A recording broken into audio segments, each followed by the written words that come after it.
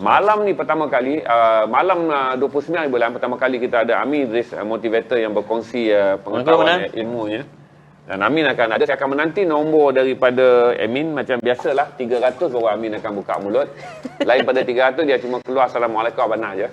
Okey, kita nak dapatkan nombor daripada Amin. Berapa nombor kita? Hari Sabtu petang tadi sangat perlahan dalam sejarah. Kita menerima tempoh, kita menerima siaran bagi hari yang ke-12 atau 13 bersiaran sebelah petang. Angka yang paling perlahan. Saya tak pasti kerana trafik line tak begitu bagus atau memang Sabtu adalah hari yang kurang. Berapa orang sekarang? 47, 48. Amin dah boleh buka mulut dengan menunggu 20 orang lagi, Amin. Okay, sambil dia membetul dan share dalam rakan-rakannya. Dia juga mempunyai Facebook dan followernya kerana dia banyak mengadakan sesi Facebooknya juga, iaitu berkongsi pengalaman dia, banyak membuat wawancara dengan tokoh-tokoh agama dalam live Facebook.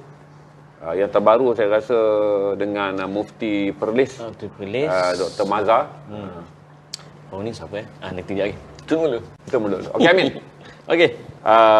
Tanpa soalan, something yang Amin nak bercakap tentang kepada 500 orang yang menanti suara Amin.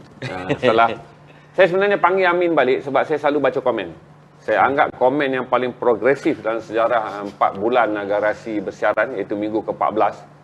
Saya memang rasa impress gila dengan membaca komen-komen anda dalam sesi waktu bersama dengan Amin. Wow. Kita punya komen-komen banyak orang bercerita, oh inilah yang kami nantikan, oh membuka minda, oh saya terasa terjentik, oh saya terasa terpukul dan saya ingin berubah, oh bilakah saya boleh memulakannya. Untuk membuat perubahan. Amin. Saya mula dengan baru ni saya ada sebut satu quote daripada arwah nenek saya. Saya kata hari terbaik untuk bercucuk tanam ialah 10 tahun yang lalu dan hari kedua terbaik untuk bercucuk tanam ialah sekarang. Dan saya nak sambung, saya selalu kata hidup ini adalah seperti Adidas dan Nike. Kenapa? Sebab Adidas kata nothing is impossible. Dalam hidup ni tak ada yang mustahil. Dengan syarat kata Nike apa? Just do it. Okay. So perubahan dia pertama kena letak dalam kepala kita, nothing is possible. Tapi syarat dia just do it. Okey. Dia bermula dengan tagline barang yang kita selalu main. Jadi jangan pakai saja semangat barangnya ada pada tagline-nya. Bagi mereka yang belajar penjenamaan, product is not only the quality. Correct. Product is all about the prestige. Tak guna pakai Adidas kalau tak tidak menghayati apa yang ada, nothing is possible. Nothing is possible. Tak guna pakai Nike kalau 10 kali fikir belum. Just do it. Thank you Amin. Okey. Saya akan pergi terus sementara nombor trafik datang. Saya nak selalu cakap tentang forgive but not forget. Wow. Satu, kenapa dia berlaku. Yang kedua Amin, semua orang boleh cakap tentang move on dan move forward. Ya, betul. Saya ingat kata-kata tu kalau tajuk malam ni kalau dia orang naik dekat Abang Facebook. Abang nak move on sebab Niloufar tolak ke apa? Sudah pasti. Saya pun baca komen Abang Nal. Dia tertiba famous hashtag Niloufar. Saya kata, kreatif betul netizen ni. Tak. Niloufar kan. Bagi lelaki yang terhad keupayaan hidupnya, one is enough. One is enough. Berarti, saya setuju tu. Dia ada satu puisi yang terkenal Amin daripada seorang penyair Thailand. Dia kata kalau aku tak dapat menjadi sepatu untuk kau pakai setiap hari, cukuplah aku menjadi rumput untuk kau pijak setiap pagi. Oh ya Allah. Berarti itulah cinta kita pada isteri seorang. Maksudnya saya selalu kata pada isteri saya, kalau saya tak dapat menjadi sepatu untuk kau pakai setiap hari, at least jadi rumput pun jadilah. Menjadi rumput untuk kau kalau pijak. Kalau tidak pun tanah liat pun tanah liat lah. Tanah liat lah. Sebab untuk orang macam saya ni Amin, yang bertuah bukan saya mendapat isteri, bukan yang bertuah bukan isteri mendapat saya, yang bertuah adalah saya mendapat isteri. Adakah dia sedang menonton? Tak pasti. Sebab dia pun pandai buat live rasanya Amin. Okay. No wonder lah. Live dengan kucing. Okey. Amin, kita balik kepada saya selalu menganggap forget but not forgive adalah satu benda yang tak realistik. Dan saya selalu menganggap kata semua orang boleh bercakap tentang move forward dan move on. Tetapi realistiknya sukar tak dilakukan. semudah dicakap. Okey. Now Amin bagaimana kalau kita nak terima dua benda tu? Bagaimana kita nak menerima dengan boleh melakukannya, bukan boleh mengucapkannya? Maknanya Abang Nal punya fokus kita malam ni macam mana nak mengamalkan forget and forgive. Ya. Ui, susah lah sebenarnya.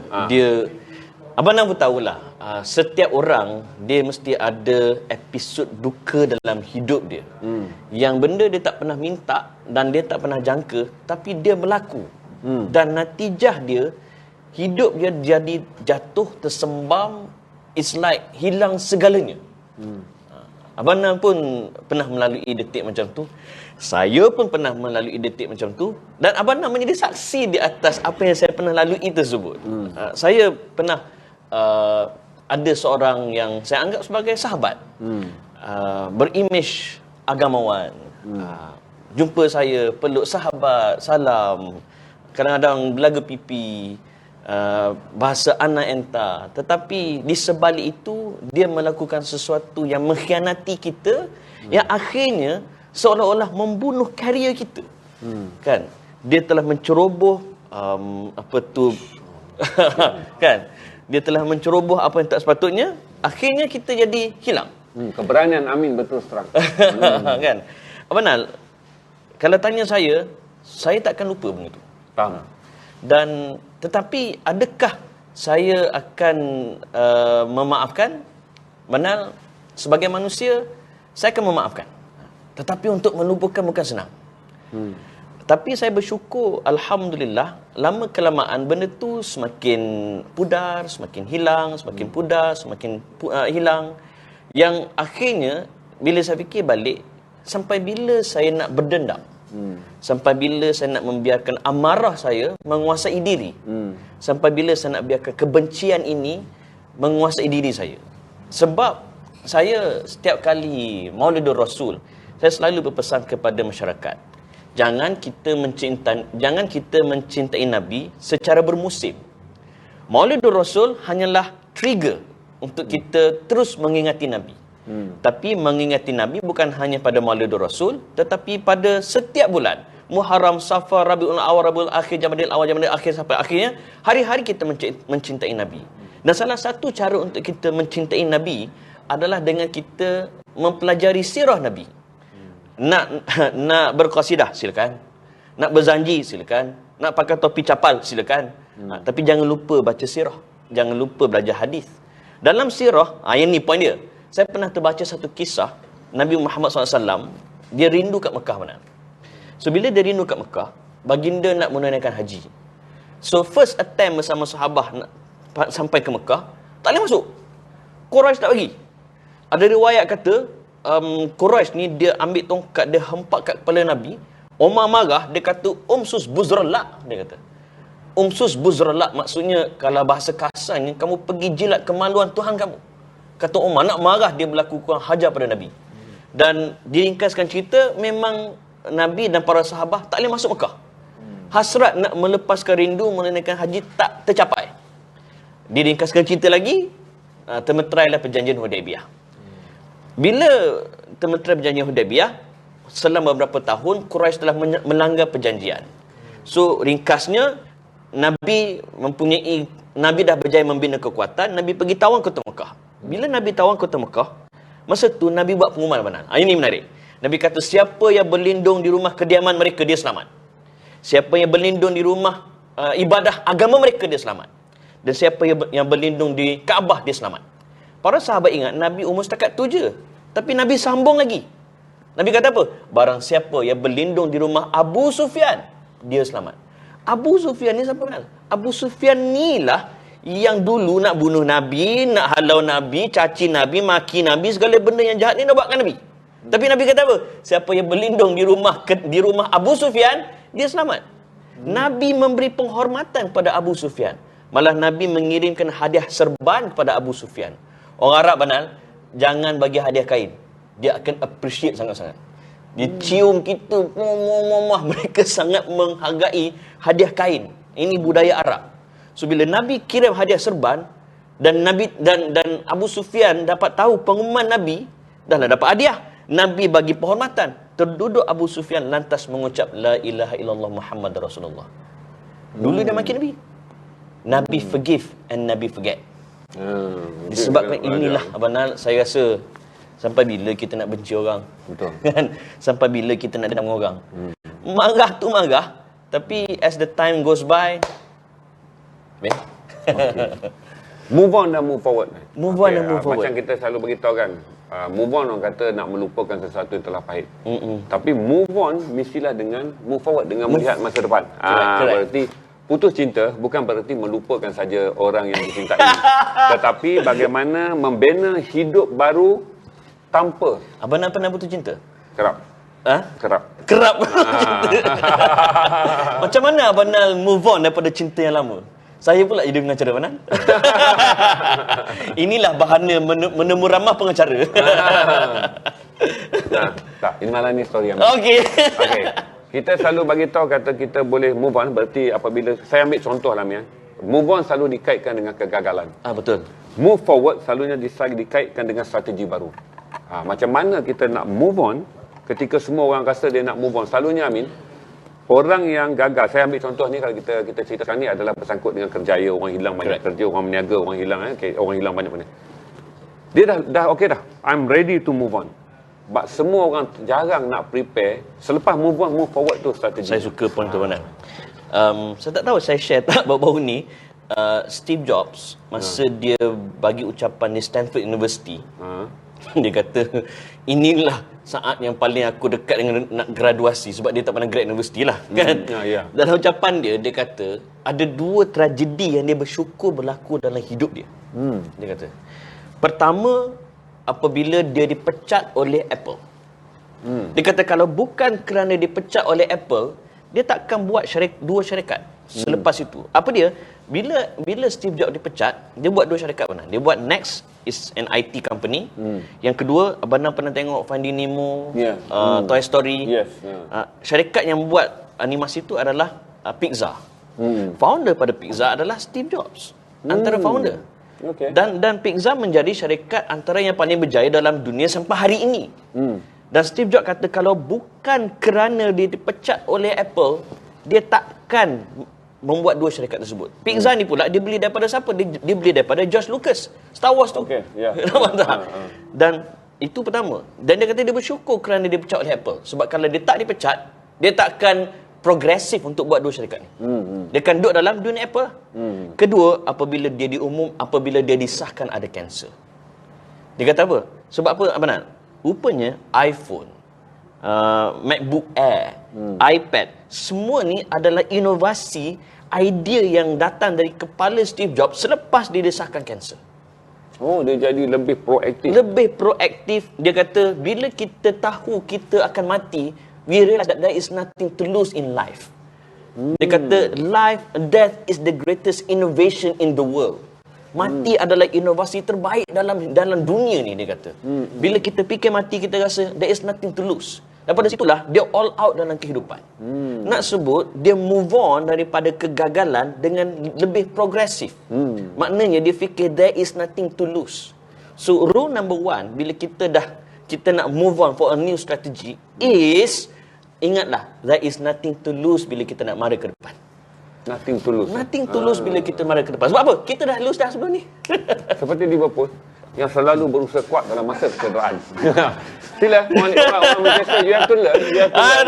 Liverpool adalah pasukan yang selalu muncul dari belakang walaupun tertinggal gol. Dan Liverpool akan berkata, nasib baik kami didahului kerana dengan itu kami mendahului. Ini realiti, Amin. Bana ingat masa Liverpool lawan AC Milan malam. Saya dah nak tutup TV mana. Dah ambil bantal dah. Tak ada apa. Sebab masa tu saya kecewa saya MU tak boleh masuk final. Tapi adalah Liverpool kira satu-satunya tim English. Support lah. 4-0 mana? 4-0 ketinggalan. Mana kita fikir nak buat comeback paling tinggi pun MU dulu 3-0 dengan Spurs. Menang 5-3. Ni 4-0. Tapi macam Abang katalah, saja up. Menunjukkan dengan Liverpool, ini kenyataan daripada hardcore Manchester United. Dan ini live. Di mana dia mengakui bahawa Liverpool adalah pasukan yang move on and look forward. Okay. Rule number 2 Manal, bila kita dah fikir there is nothing to lose, dalam mana-mana program training saya kata pertama sekali dia ada 4 langkah. Pertama sekali we must accept the experience. Maknanya pengalaman yang menjatuhkan kita, terima dulu. Kenapa terima? Kata Hamka, bila kita diuji oleh Tuhan, kita kena bersangka baik dengan Tuhan. Bila kita bersangka baik dengan Tuhan, dari situlah akan datangnya redha. Bila redha, hati kita akan mula terbuka untuk melihat hikmah. The moment kita lihat hikmah, beres lah. Kita boleh pergi ke depan lah. Alhamdulillah. Masalahnya bila kita kata, ya Allah kenapa aku, ya Allah, ya Allah kenapa aku, ya Allah, duk tanya dan persoalkan takdir Tuhan. Bila kita persoalkan, kita tidak ada sangka baik, hati kita susah nak redha. So bila hati kita susah nak redha, nak melihat hikmah pun tak nampak. So pertama sekali, accept the experience. Kedua ialah analyze the experience. Maksudnya kalau bahasa TV Al-Hijrah dulu, muhasabah. Kalau bahasa Astro, analisis. Bahasa Garasi TV, tak tahulah. Postmortem kan. Kita melihat, kita menganalisa kenapa kita jatuh dulu. Kita, okey, ni saya nak perbetulkan budaya kita mana. Bila kita postmortem, salah satu dosa besar kita bila buat postmortem ialah kita cari salah siapa. Ya, kambing hitam. Kambing hitam. Dia postmortem bukan cari salah siapa. Postmortem ialah mencari salah apa. So that kita dapat sama-sama perbaiki. Bukan cari salah siapa, cari salah apa. So kedua ialah analyze the experience. Ketiga, lay down, senaraikan apa lesson from the experience. Yang keempat ni, saya akan sebut lagi, tunggu soalan seterusnya. Okay. Saya nak cerita pada Amin dalam kombinasi perniagaan moden. Kalau kita panggil, kalau dulu lamanya tu kedai runcit, lepas kedai runcit dia menjadi mall. Mall berarti kombinasi di mana ramai orang berada di dalam satu mall. Semua benda. Pejabat pos, pejabat pos, semua benda. Yes. Apabila wujud mall, perniagaan tidak lagi menganggap jiran mereka sebagai pesaing. Betul. Dulu kita ada kedai-kedai runcit, semua orang menganggap premis persendirian adalah premis persaingan. Tapi bila ada mall, semua orang yang dalam mall mengatakan mall ini adalah premis kita. Kita yang berniaga dalam premis ini mempunyai kebersamaan. Correct. Saya nak cerita dekat Amin selalunya, dalam keadaan sekarang, apabila anda bergerak keseorangan, anda memikul beban cabaran yang besar. Berarti anda bergerak secara pasokan.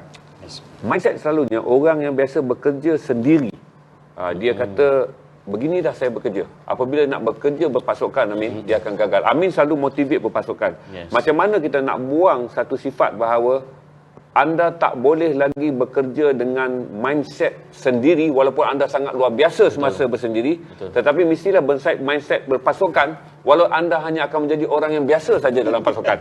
Susah dia sebab dia kata bila aku menjadi orang yang bersendiri, aku adalah outstanding. Bila bekerja dengan pasokan, aku terpaksa menjadi orang yang biasa, average. Yes. Tetapi sebenarnya bersendiri dan hebat waktu itu pun dah gagal. Hanya berpasokan menjadi orang biasa je akan berjaya. Macam mana nak buang mindset arrogant? Okey, salah satu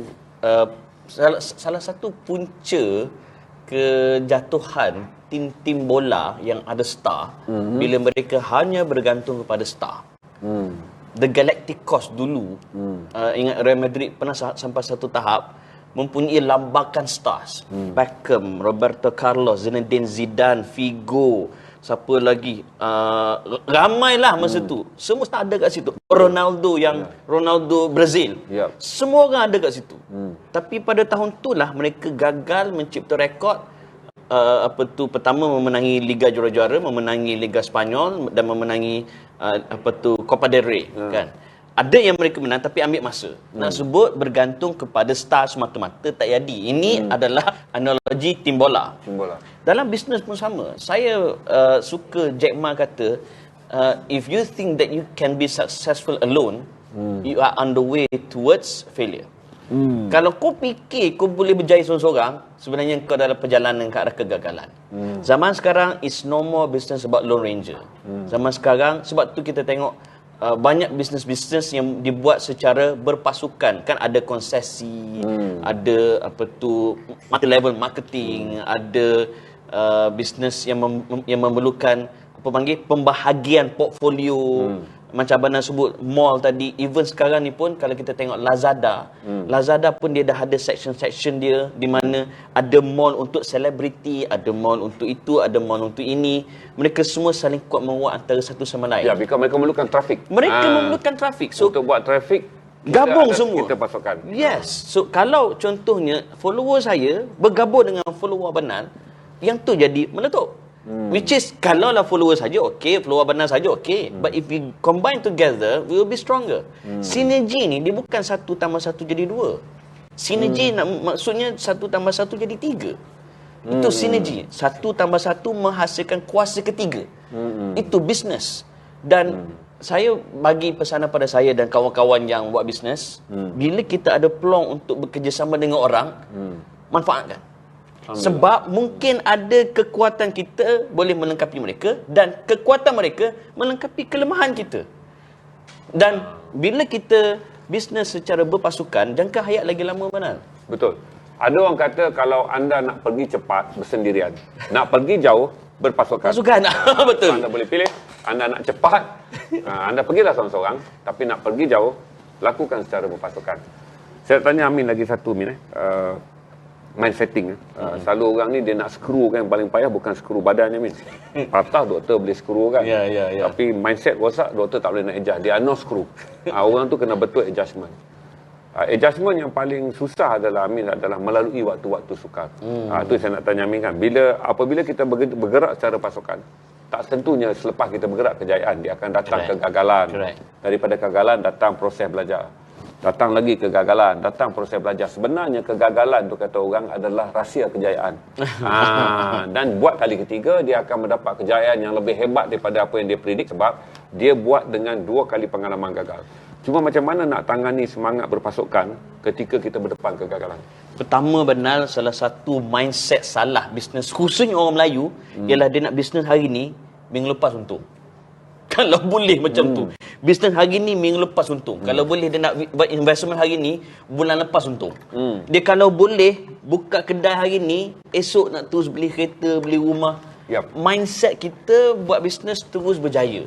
Which is kalau kita ada mindset begitu, kita sedang menempuh kegagalan sebenarnya. Sebab business is all about process. Saya teringat kata Denzel Washington. Dia kata without commitment, without determination, you never start. But without commitment, you never complete. You never end the journey. Business is about commitment. Bila kita committed, maksudnya kita bagi all out, bukan 100% terbaik. Bukan 100% terbaik. Jangan buat kerja, jangan buat bisnes 100% terbaik. Buang karan je. Tapi bagi 200% terbaik. Orang Kelantan kata bila kita buat segala yang terbaik, orang tak boleh nak take. Orang tak boleh nak take. Maksudnya orang tak boleh nak kacau sebab kita all out.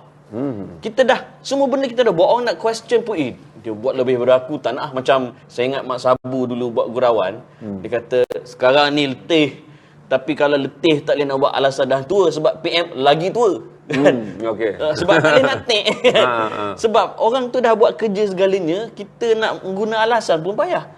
My point is that bila kita nak melakukan, bila kita nak berhadapan waktu sukar, ketika itulah komitmen kita sedang diuji. Adakah kita setia dengan pasukan ataupun kita bersama dengan pasukan ketika pasukan senang, tapi bila tim susah kita MIA.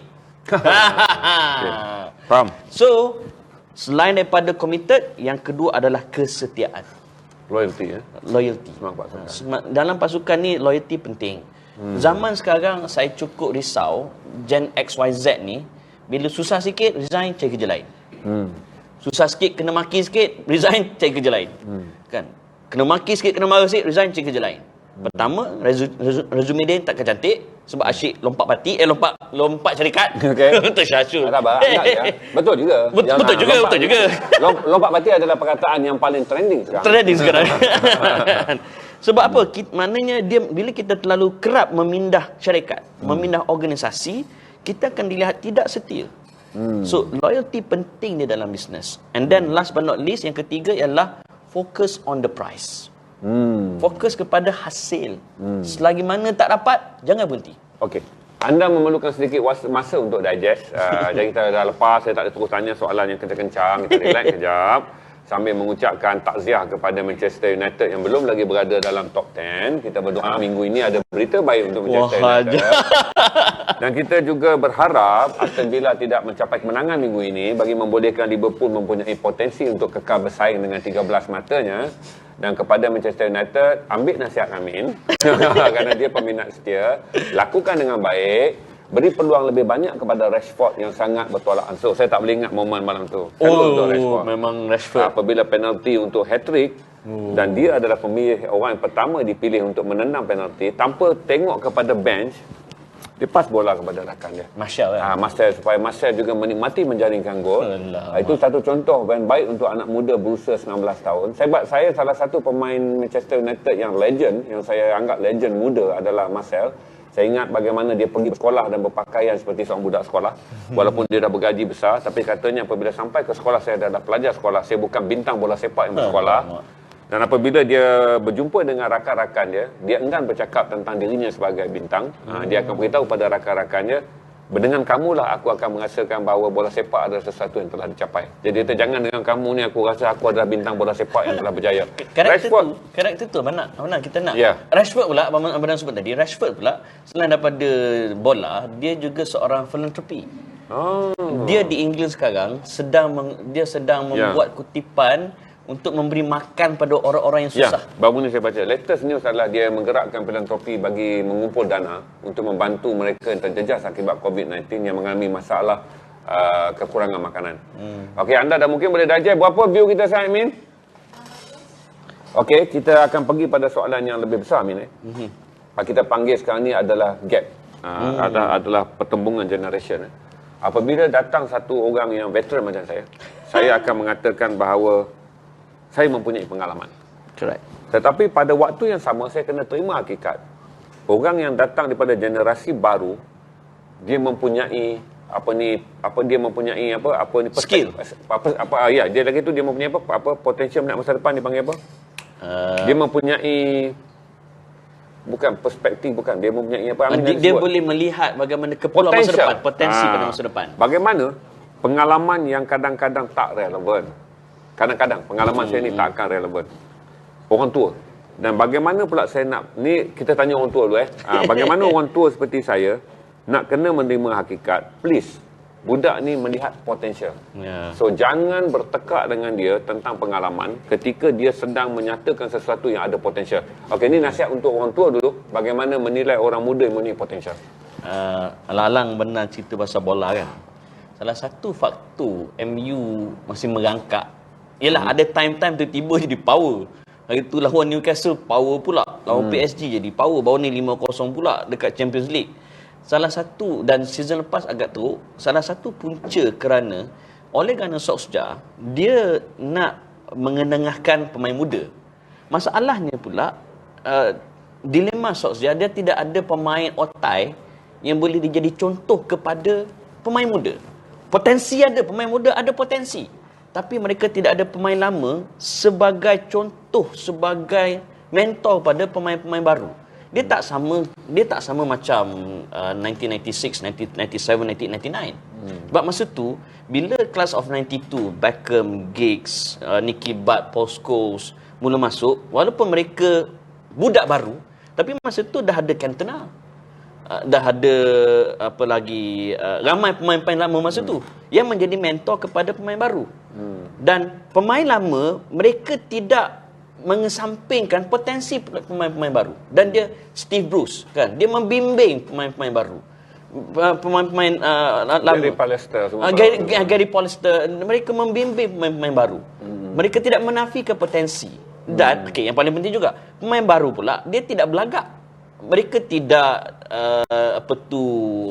terlalu sombong. Walaupun mereka adalah the rising star. So dapat kombinasi itu, yang baru ni mereka tidak sombong, mereka sanggup belajar. Yang lama pula tidak ego. Sanggup membimbing dan kadang-kadang bila mereka on the bench, pemain baru di first 11, mereka tak kisah. Sebab mereka anggap ini adalah masa depan team. They put the team di hadapan berbanding kepentingan diri. Dalam konteks bisnes, saya nak kaitkan. Bila sebut pasal team ni, saya selalu amal dalam team saya, dalam saya buat training 5S. S pertama, kena ada satu visi bersama dalam bisnes. Apa yang kita nak capai bersama-sama, yang tu kita kena sepakat. Kita kena bincang dengan generasi baru pun kena bincang kita kena ada satu kesepakatan. Apa benda kita nak capai. Sama ada dari segi kewangan, pengurusan. Okey, yang kedua ialah kena ada sistem dalam pengurusan. Okey. Nampak vision, Sistem. Okey. S ketiga adalah sayang dan prihatin. Saya kata sayang dan prihatin kenapa? Sebab ada penyakit dalam sama ada jabatan kerajaan ataupun dalam syarikat swasta ataupun dalam mana-mana organisasi. Bila satu unit ada masalah, lantak dia lah masalah dia, bukan masalah aku. Dia ada penyakit akuisma. Territory dia. Territory dia. Dia lupa bila yang tu masalah dengan kau berjangkit. Kan satu syarikat akan terjejas. So kena ada sayang dan prihatin. Kemudian yang keempat, sediakan pelapis. S itu sediakan S keempat ni adalah sediakan pelapis. Maksudnya yang lama menurunkan ilmu dan jangan diva sangat kepada orang baru. Dan orang baru pula walaupun dia ada skill yang orang lama tak ada, jangan pula belagak. So di sinilah kita akan saling melengkapi. Dan yang kelima adalah S kelima, sentiasa memberi motivasi. Daripada 5S ni saya nak kaitkan dengan jawapan yang keempat, sediakan pelapis. So orang-orang lama, orang tua takut kasar sangat kan. Orang-orang lama rendahkan ego kan. Jumpa dengan orang-orang baru, belajar kerana ada benda yang zaman dulu ada, sekarang dah tak relevan. Ada benda yang dulu tak ada, yang kita tak sangka sekarang boleh jadi bisnes. Kan? Dulu skill typewriter adalah skill antara paling penting dalam dunia dulu. Typist. Sekarang skill tu bukan tak penting, dah tak wujud dah typist. Dah ada sistem yang boleh auto type kan. So dan dulu ada bisnes yang kita tak sangka sekarang ni wujud. Contohnya bisnes jual cheat. Game-game dia jual cheat online. Dia jual kod untuk menipu dalam game. Boleh buat bisnes mana? Kita tak sangka benda tu wujud. So orang lama kena belajar. Rendahkan ego. Thank you. Ada soalan kita ambil daripada viewer? Tak ada, semua hanya mendengar je. Oh, GGMU cantik. I like. Saya dulu bila Liverpool kalah di office, Amin brother, Assalamualaikum, saya akan datang. Gelas Arsenal, gelas Manchester, gelas apa akan ada. Sebab saya sokong Liverpool. Hari yang saya tak akan masuk bilik dan duduk di dalam bilik konti. Dia panggil Liverpool kalah 3-0. Kita panggil gua macam tu menang. Tidak, penuh atas meja saya adalah gelas-gelas daripada pasukan-pasukan lawan. Yang mereka letakkan di atas meja saya kerana saya orang tua dan saya seorang je yang menyokong Liverpool kat office. Nasib saya tak baik. Okey, Amin, saya nak tanya lagi satu Amin tentang apa yang kita sebut menegur secara bijak. Ini kita panggil kita selalu bersifat kritis. Saya ingatlah saya besar daripada zaman tinggalan Samad Ismail. Tegur ya Allah. Itu zaman tu maki hamun diterima. Saya sempat zaman tu Manan. Saya pernah jadi host dekat RTM dulu. Penerbit saya nama dia Kak Mispiah. Dia punya garang ya Rabbi. Saya buat skrip, saya hantar kat dia. Tahu dia buat apa kat nak menang? Dia ambil, dia koyak, dia gubah-gubah, lepas tu balik tak muka saya. Kita buat lain. Pergilah buat balik. Zaman tu. Cuba buat macam tu sekarang. Orang tak terima lah. Kiamat dah dekat lah. Saya dah datang daripada rejim tu. Maksudnya dah terbiasa bahawa Samad Ismail akan menjerit. Orang seperti Johan Jaafar akan menampak meja. Orang seperti Datuk Sazali boleh menumpahkan Milo di atas kelas meeting. Saya pernah zaman dulu tengah live kan, saya tersalah cakap. Petugas tu tak ada Datuk, saya sebut Datuk Seri. Dia tak ada Seri, dia Datuk saja. Penerbit bila kata, bodoh lah host ni, otak kat mana, lembabnya.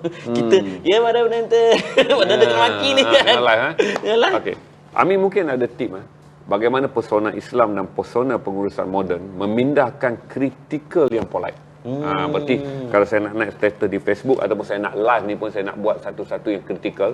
Apa yang disebut skill yang tertinggi di mana anda mengkritik, orang tersenyum tetapi akalnya belajar, hatinya terima. Masya Allah. Tapi anda mengkritik. Ada satu peristiwa Nabi SAW, kisah ni diriwayatkan oleh Imam Ahmad. Dan dihukum hadis ni sebagai sahih. Nabi nak solat jemaah dan Nabi nak angkat takbir bersama separuh sahabah. Ada seorang sahabah seorang lagi dia terlewat sedikit. So dia pergi ambil wuduk cepat-cepat. So bila dia nak angkat takbir, dia angkat takbir dengan tergopoh-gopoh. yang menyebabkan jemaah lain terganggu. Habis je solat, Saidina Umar yang terkenal dengan sifatnya agak garang. Dia bangunlah, dia kata, siapa tadi yang kacau orang solat? Dia nak pancung orang tu kan. Kawan tu tak mengaku lah. Takut.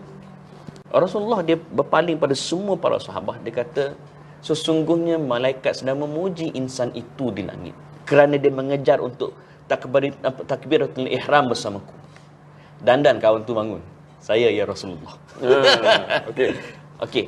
Lepas semua ahli jemaah balik, barulah Nabi tegur dia. Nabi pesan pada dia, jangan buat macam tu lagi pada masa akan datang. Nabi sebut sebab baik solat adalah pada awal waktunya. Apa yang kita boleh belajar di sini? Pertama sekali, bila kita nak mengkritik seseorang, jangan kita terus kepada kesalahan mereka. Tapi puji dulu apa usaha mereka, apa effort mereka, apa kebaikan mereka. Dan yang kedua yang kita boleh belajar dari sini adalah, bila kita memuji orang, memujilah di khalayak ramai. Tapi bila kita mengkritik seseorang, kritiklah secara peribadi. Daripada situ saya come out dengan beberapa teknik mana saya namakan sebagai teknik sandwich. Sandwich. Sejarah sandwich kan, kita nak makan isi dia yang sedikit keras. So bila dia apit dengan roti yang sedikit lembut, so kita rasalah roti tu lembut dengan isi-isinya sekali lembut. So itu psikologi sandwich. So isi sandwich adalah kesalahan. So macam mana nak suruh orang boleh terima kesalahan tu? Bila kita tegur, kita apit dengan roti. So roti lapisan pertama ialah kita puji usaha dia. Contoh, staff saya pernah buat silap sikit lah. Dia lupa nak remind saya ada program. Saya pernah pagi Sabtu tu kita tak mandi lagi, pukul 8 kan. Balik daripada masjid, lepas tu duduk lepak tengok TV semua. Tiba-tiba ada klien call. Masa tu 9 lebih lah. Cik Amin kat mana? Kenapa ya? Cik Amin ada ceramah ni pukul 9. Pukul 9.30. Tak mandi lagi masa tu. Kelang kabut saya pandang. Staff saya masa tu dia baru kerja. So dia tak tahu, dia lupa nak remind. Saya memang hangin lah sampai ceramah lewat. So hari Isnin tu saya jumpa dia, nama dia tu kan, saya kata, awak bagus sebab you are a fast learner. Awak grad ni dan awak ada banyak pengalaman kerja sebelum ni. Apa kata lepas ni bila sebelum program, remind saya 3 hari sebelum program, lepas tu 2 hari sebelum program, dan 2 jam sebelum program. Boleh kan? Barulah tak berlaku macam semalam. Okay, Encik Amin. I know you can do it. Okay. Saya bukan highlight masalah. Saya highlight penyelesaian. Beza dia. Kan? Dan saya apik balik. Saya kata, alah, saya tahu you boleh buat. So, dia tahu tak salah. Dia tahu. Tapi dia sakit hati tak? Tak. Dia tahu tak apa nak buat? Tahu. Itulah cara hikmah yang saya inspired daripada kisah Rasulullah SAW tadi. Dalam menegur orang. Okey. Amin, ada soalan daripada penonton? Saya tanya soalan saya aja mungkin tak relevan untuk penonton tahu. Ya. Jadi apa yang perlu dibuat pada masa ni? Yang kedua, soalan tu berkaitan dengan ekonomi kita semakin lembab. Apa cadangan ataupun pendapat Ustaz atau Puan tentang untuk mengatur kewangan dengan lebih baik? Okey, kita selesai yang pertama dulu. Bagi mereka yang kehilangan kerja, apa yang pertama mereka perlu buat? Untuk satu, cool down. Macam saya kata, cool down dulu. Anda tak boleh bertindak ketika dalam keadaan kecewa, bertindak dalam keadaan putus asa. Tak boleh. Tak boleh. Dia jadi emotional. Cacar mengubah, pecah hanyak jadi. Macam mana Amin punya advice?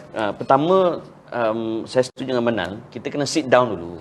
Sit down, relax, kan. Betul. Susun balik segala puzzle-puzzle yang dah berterabur, kan. Supaya kita dapat berada keadaan tenang. So bila kita tenang, kita boleh react dengan lebih rasional. Okay, pertama sekali. Kedua, kena ingat ada satu patah Arab kata al-bala idza amma khafa. Patah Arab sebut al-bala idza amma khafa. Kepayahan ni bila dilanda beramai-ramai, dia ringan sikit. Contoh mana? Kalau exam, saya tengok result, Allah dapat E.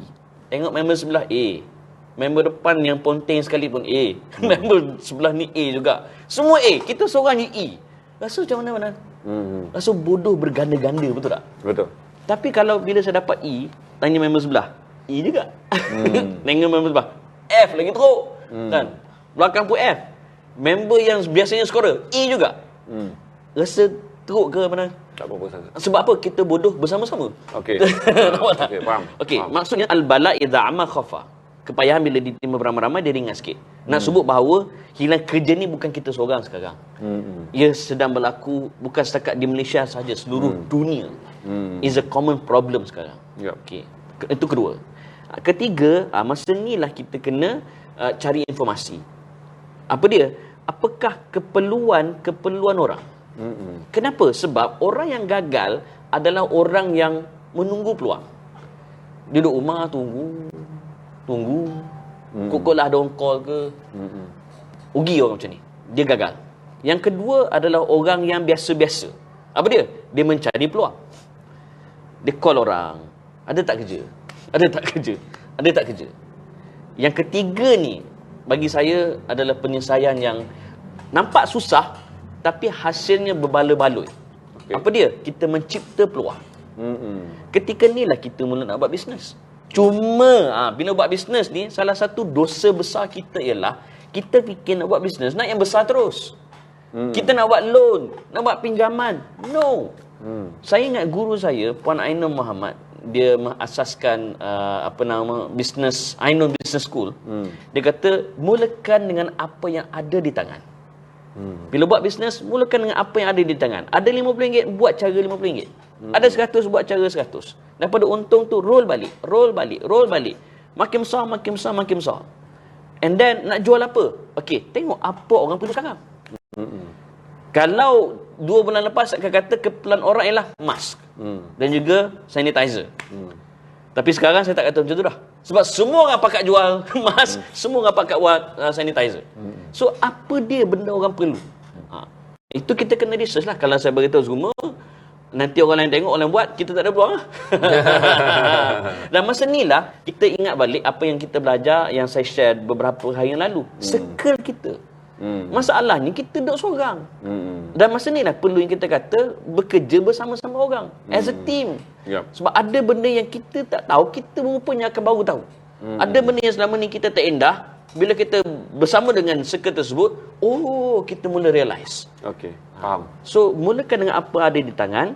Dan nak jual apa? Jual benda yang orang perlu.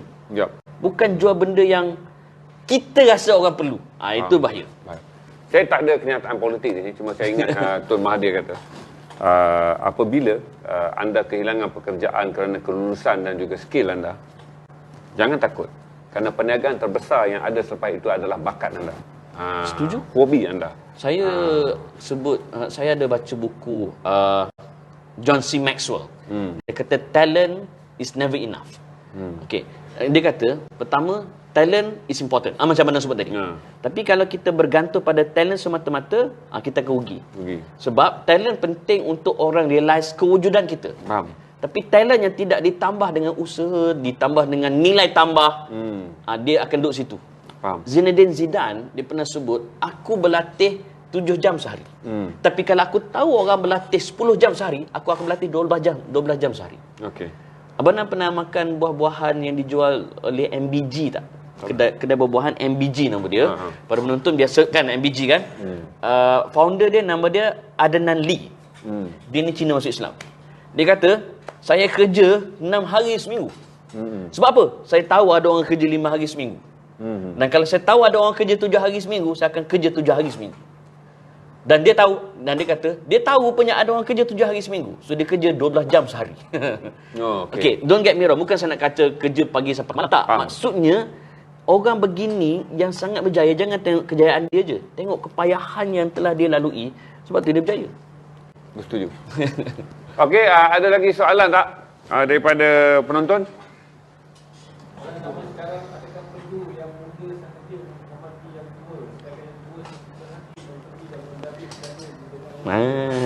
Okey, soalannya saya ulang sebab admin mungkin tak dengar di mic. Soalannya, apakah perlu sekarang hanya yang muda menghormati yang tua? Tetapi yang tua tidak menghormati yang muda.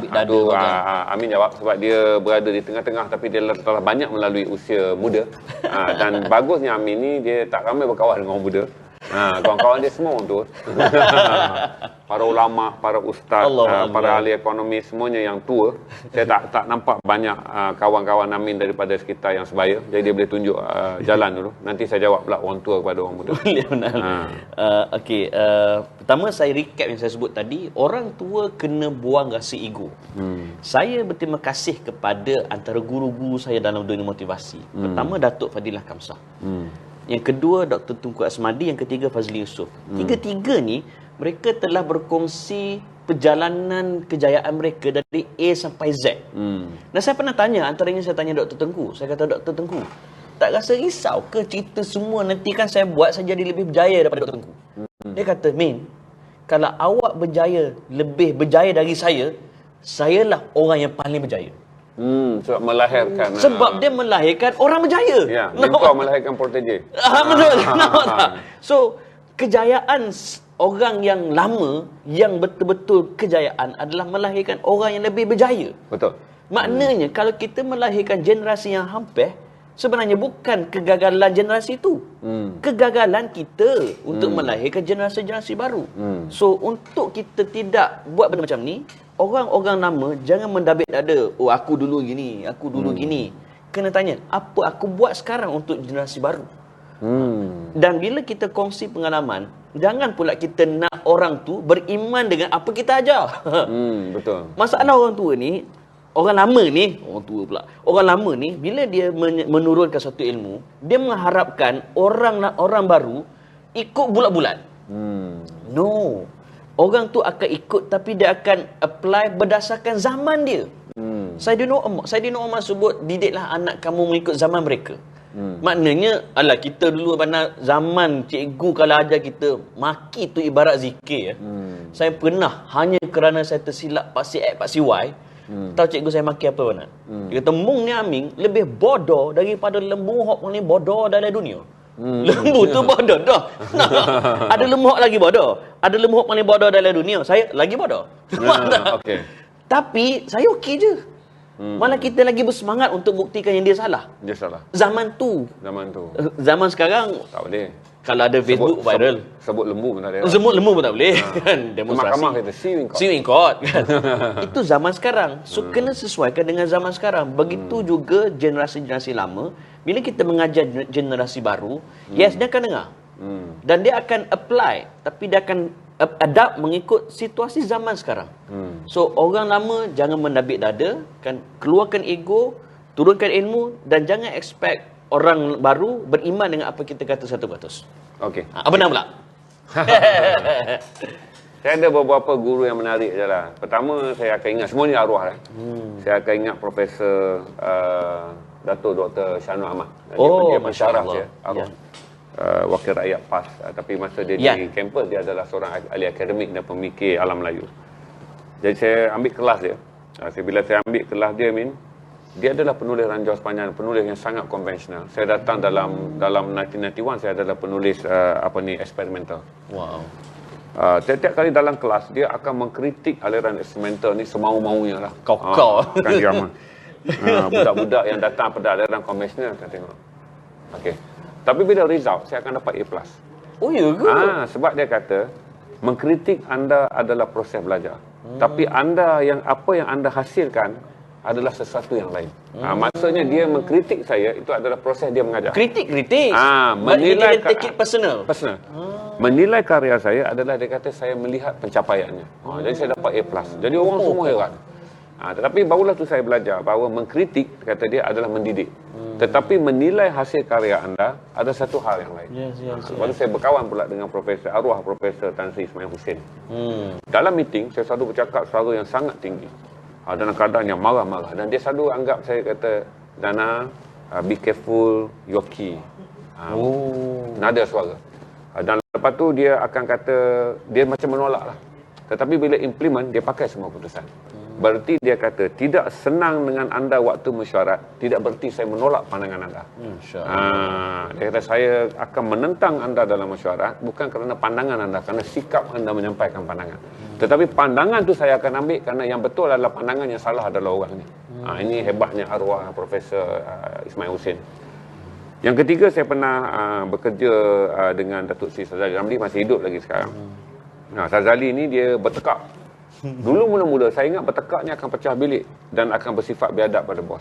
Dia akan cakap. Tapi dia beritahu kepada kat saya, seorang pekerja yang baik macam kau dia akan jaga bosnya untuk tidak silap hingga dia meninggikan suara pada bosnya supaya berhati-hati. Jadi masa tu saya setiap kali keluar meeting, saya takut dah esok dapat surat ni. Esok dapat surat. Berarti sejak tu lah dia beritahu kata, mesyuarat adalah koram kita bertekak, biar pecah cawan, biar pecah habis mesyuarat. Tapi syarikat menjadi lepas kuat, dan lepas kuat habis mesyuarat kita menjadi kawan. So tu dia kata, bilik mesyuarat adalah tempat peperangan, bukan tempat bermanja-manja. Tempat menjaga hati. Bilik mesyuarat kita perang betul-betul, keluar mesyuarat kita solid. Itu antara 3 benda yang saya belajar. Abang nak cerita yang saya teringat salah seorang guru saya. Saya ni mana pernah ikut tarbiyah PAS dulu. Dan antara guru saya dalam PAS, dia dah tak ada dah. Dia ni kira jantung tarbiyah pada PAS. Iaitu Allahyarham Ustaz Yahya Osman. Saya pernah usrah dengan beliau di Kelantan dulu. Dalam usrah tu, bila dia menyampaikan sesuatu, habis tu dia minta pandangan dia dikritik. Dia kata ada apa-apa pandangan tentang apa yang kita belajar malam ni. Semua senyap. Dia marah bila kita tak mengkritik pandangan dia. Dan bila saya angkat tangan, saya kata, Ustaz, boleh anda bagi pandangan? Saya tak cakap apa lagi. Dia sangat menghargai apa yang saya kata saya sanggup nak kritik tu. Dia sangat menghargai. Dia kata, silakan akhi, kita perlukan anak muda yang berani mengkritik. Walaupun orang ini sudah banyak pengalaman, dia kata, tetapi orang muda inilah yang mengkritik orang tua, kerana itu tanda keberanian. Dan pada masa yang sama adanya penghormatan. Bukan hanya orang muda kepada orang tua juga kena menghormati orang muda. Okey. Soalan terakhir. Tadi kita dah jawab soalan tu. Saya jelas untuk orang tua macam mana nak banyak tajuk kita malam ni, mana? Bagus. Orang tu saya kata saya suka, walaupun view tak tinggi ke apa, tapi saya suka kerana saya fikir kata sudah sampai masanya streaming. Inilah konten dalam streaming. Kita steamkan fikiran orang kita bila menonton streaming, dengan steam untuk faham tentang knowledge, tentang bagaimana kita nak menangani isu. Yang paling betul adalah membetulkan diri. Bukan membetulkan orang. Membetulkan orang ni saya fikir kata tak siapa boleh menjadi pomen kepada mindset orang lain. Tapi yang paling penting, orang boleh menjadi pomen kepada mindset kita selagi kita buka diri kita untuk dibaiki. Soalan yang lain, last untuk Amin jawab. Adakah dengan umur persaraan yang dilanjutkan membuatkan orang lama merasakan masih diperlukan? Allah. Banyak gangguan yang masih mengganggu. Okey. Panas soalan tu. Teknikal dan Soalan soalan polisi tu. Soalan polisi, soalan dasar, susah. 80-an dulu persatuan tidak awalkan umur persaraan, tapi lepas 2000 dah jadi naik. Wish. Susah jawab tu. Dia adalah soalan polisi. Dia ada calculation yang lain. Dia ada perkiraan yang lain. Saya rasa kata di seluruh dunia pun dia adalah jangka hayat. Negara yang berkembang dengan jangka hayat yang lebih tinggi akan menggalakkan usia pasaran yang lebih tinggi. Kerana jangka hayat di Malaysia juga meningkat. Malaysia antara negara jangka hayat dia yang tinggi. Dia bukan soal umur saja, dia soal jangka hayat. Yap. So, saya jelaskan pada saudara, saya mempunyai pengalaman dalam beberapa keadaan apabila kita melihat struktur pertukaran ini, terutama kalau anda bekerja dalam pejabat awam. Ada banyak orang yang pergi ketika dia masih hebat. Itu kita akui. Dan banyak orang yang menggantikannya ketika dia belum bersedia. Ini berlaku dalam banyak keadaan. Saya juga melihat banyak dalam sektor korporat terutamanya, ramai orang yang pergi kerana dia dianggap telah berjaya. Dia dah berjaya, orang kata ni masa untuk pergi. Ramai orang yang diangkat untuk memegang jawatan, dengan implement berilah dia peluang. Saya kata kadang-kadang, Amin, untuk memberi peluang di dalam satu tahap di mana memacu kepimpinan dia adalah susah. Orang tu mesti membuktikan ketika dia belum diberi peluang pun dia dah membukti dia adalah seorang yang boleh berjaya. Jadi banyak saya lihat pengalaman yang saya boleh bagi tahu, kata ramai anak muda yang datang dengan aspirasi tetapi belum mempunyai track record. Ramai orang tua yang pergi dan kita tahan dia daripada pergi kerana dia telah mempunyai track record. Itu kadang-kadang faktor tu bukanlah saya kata tentang condemn atau tidak. Ini bukan tentang seorang yang masuk kerja ganti orang yang telah patut pergi. Kadang peranan seorang yang belum patut pergi itu adalah untuk memimpin organisasi kerana impaknya kepada masyarakat adalah besar. Macam saya tanya dekat saudara, untuk melepaskan Tan Sri Dr. Nur Hisham Abdullah. Katalah usia pensionnya pada tahun ini. Kita akan vote jangan pension Tan Sri, jangan pension Tan Sri sebab kita tak nampak orang lain boleh handle COVID ni. Jadi tapi orang lain kata kalau Tan Sri tak pension, Macam mana deputi dia nak ganti? Ini bukan macam soal generasi ganti. Muda, kan? Tetapi ini bukan tentang seorang pergi dan seorang ganti. Tetapi seorang pergi, seluruh masyarakat akan menanggung beban dia. Saya jawab itu dari segi polisi adalah kerana jangka hayat. Saya rasa satu lagi yang kita kena lihat untuk generasi muda lah dalam sektor awam ialah kesediaan kita untuk let our quality speaks by itself. Sebab kadang-kadang kita terlalu mengharapkan kenaikan pangkat berdasarkan kepada Kita nilai kita. Kita nilai kita dan time base. Time base. Aku dah lama dah. Aku dah lama dah. Boleh buat semua. Boleh buat semua. Okay, which is benda tu ada dalam sistem. But nevertheless, jangan kita biarkan sistem itu menyebabkan kita lupa untuk build up karakter kita. Dalam undang-undang dia ada satu prinsip nama dia res ipsa liquito. Maksudnya the thing speaks by itself. Ini adalah gerada undang-undang. The thing speaks by itself. Let the thing speak by itself. Yes, Saya nak dengar dalam bahasa Melayu. Bahasa Roman tadi apa? Res ipsa liquito. Res ipsa liquito. Res ipsa liquito. Itu dari kata... Itu bahasa Latin. Dalam istilah undang-undang. Dia ada banyak undang-undang. Contohnya res judicata, apa lagi quid plantato solo serit. Ini semua istilah undang-undang. Apa lagi actus non faciprium nisi mensiria. Ini semua istilah undang-undang. So salah satunya ialah let our quality speaks by itself. Biar orang nampak dia ni serba boleh. Dia ni jadi MC boleh. Dia ni bila buat paperwork okey. Chair meeting pandai. Lepas tu boleh bawa diri.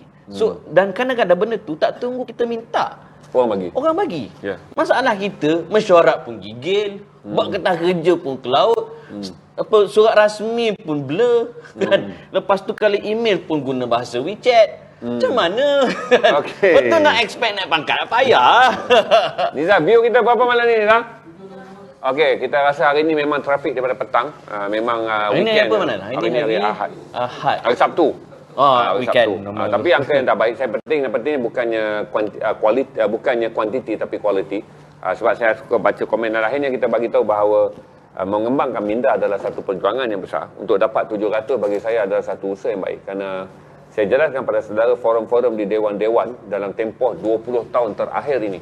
Sebut saja wacana iaitu benda fikir. Bercakaplah profesor tu, lepas tu dengan profesor lain mendengarnya. Bercakaplah satu orang tu tapi orang lain mendengar. Tapi terima kasih banyak Amin kerana sudi datang. Nak buat dewan, nak buat ceramah 700 orang hadir bukan senang. Betul. So kira okey ni. Alhamdulillah. 700 tak pernah saya Amin. Masa 700. Tak pernah. Paling tinggi di Terengganu. Itu pun rupanya dipaksa dan pintu dikunci. Saya pergi ke Terengganu dengan Ketua Poli Johor sekarang waktu tu dia adalah dia adalah KPP, Ketua Penolong Pengarah Unit Anti Terrorism, Dr. Ayuh. Saya selalu dengan dia. Ayuh Khan, Medan PJ. Rupanya di Terengganu sekarang kenapa penuh dan orang semua terpegun mendengar. Rupanya pintu dikunci. Baru nak bangga. Rupanya bila masuk oleh kerana SUK datang, Menteri Besar datang, dia arah pintu dikunci, tak boleh keluar. Nak kencing bagi tahu barulah guard buka pintu. Rupanya kita ingat 600 lebih kaki tangan kerajaan terpaku, rupanya mereka dipaku. Tapi yang ada sekarang ni mereka tidak dikunci, mereka menguncikan diri untuk sama kita. Betul. Terima kasih kerana yang penting adalah bukan angka, yang penting garasi sentiasa ingin memberitahu pada bahawa kami menawarkan konten bersifat perkongsian ilmu. Konten-konten popular kita akan buat kerana akhirnya anda juga mahu benda yang popular, tetapi akhirnya bangsa yang maju bukanlah bangsa yang bertolak daripada dasar popular. Bangsa yang maju adalah bertolak daripada dasar yang kritikal. Sebab itu saya beritahu kepada saudara, sekiranya populariti menjadi aset, India akan menjadi negara yang paling maju di dunia kerana mereka adalah negara yang penuh dengan popular. Kalau kita nak mengambil tentang kritikal, itulah yang membangunkan Jerman kerana Jerman adalah bangsa yang kritikal. Perancis adalah bangsa yang kritikal. Japan, Masya Allah, lagi kritikal. Okey Amin, saya mengucapkan ribuan terima kasih. Minggu lepas lupa nak bagi. Ini kerana Amin datang ni. OOTD. Okey, OOTD dulu. Sebelum saya OOTD, saya butan dengan Ibu tadi. How to change. Pertama, accept the experience. Kedua, analyze the experience. Ketiga, learn the experience. Learn the experience. Ni yang keempat paling penting. Plan for the next step. Plan for the next step. Ulang sekali lagi Amin. Pertama, accept the experience. Analyze the experience. Pertama, menerima pengalaman tu. Apa benda yang berlaku tu, terima dulu. Jangan reject, jangan denial. Terima. Kedua, analisa muhasabah. Cari sebab, kaji punca, cari di mana silapnya dengan niat Jangan deny ya. Kalau itu kelemahan kita, terima benda tu berlaku bukan kelemahan kita. Dan yang ketiga, learn the experience. Learn the experience. Belajar daripada experience itu. Jangan in deny ya, dengan mengatakan dalam proses belajar tu kita tak perlu belajar kerana kita dah betul. Buangkan penyakit lantak lah. Okay. Dan yang ketiga, bila saya kata plan the next step, maksudnya kita kena plan apa rutin harian kita, apa rutin mingguan kita, apa rutin bulanan kita. Kesemua itu akan jadi habit yang akan menatijahkan sukses. Kalau kita kata aku nak buat bisnes, tapi rutin kita bukan rutin orang bisnes. Rutin bulanan kita bukan rutin orang bisnes. Lepas tu bila bisnes gagal, kita mengeluh. Antara punca kita mengeluh sebab rutin kita dia bukan resepi untuk berjaya. Kita nak masak tom yam, tapi guna resepi asam pedas. Lepas tu masak-masak dia asam pedas. Maki diri sendirilah sebab formula tak cukup. So formula untuk sukses dalam bisnes ialah rutin. So macam mana nak tahu rutin? Tirulah orang-orang berjaya. Banyak dah buku orang bisnes ni. Apa rutin mereka? Rutin Zainal Rashid Ahmad macam mana? Okey. OTD belanja jam yang paling penting. Okey, pertama kasut ni hadiah dari isteri saya. Birthday saya yang ke-26 Macam kasut ni jenama Zero Grand. Dia handmade. Yang bestnya kalau kita ambil gambar, dia akan reflect dekat bahagian ni. Okey, tu seluar ni saya beli dekat apa nama Sungai Wang je, murah gila. Ini baju Iron Man, jaket ni dekat Times Square, dan jam ni jam Iron Man. Okey, jam Iron Man. Okey, saya tunjuk dekat sikit Ini dipanggil sesi riak patuh syariah. Okey. Okey.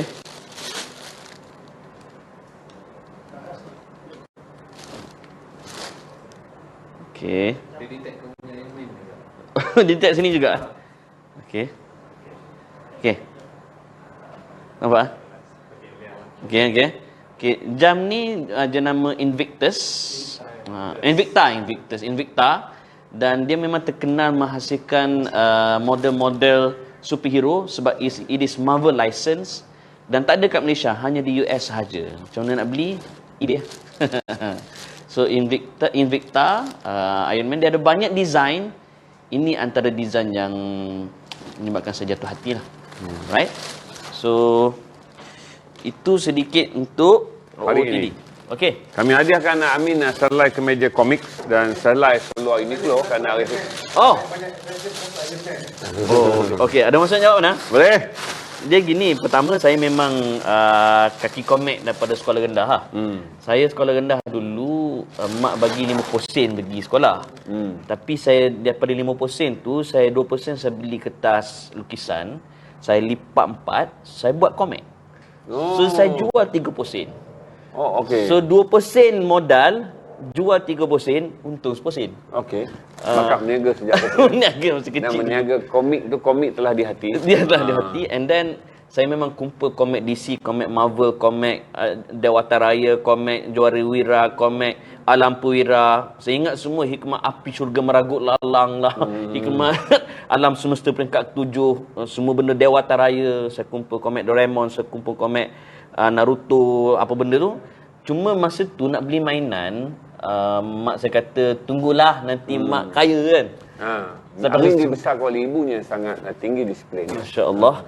Dan sampai ke sudah mak tak kaya. So bila saya dah ada kemampuan diri, saya beli mainan sendiri. Kenapa Iron Man? Sebab daripada banyak-banyak superhero yang ada, Iron Man lah superpower yang paling realistik. Spider-Man sebab digigit oleh laba-laba radioaktif. Hulk sebab kena gamma radiasi. Superman sebab datang daripada planet Krypton. Semua tak wujud. Tapi Iron Man, dia adalah superhero, self-created superhero.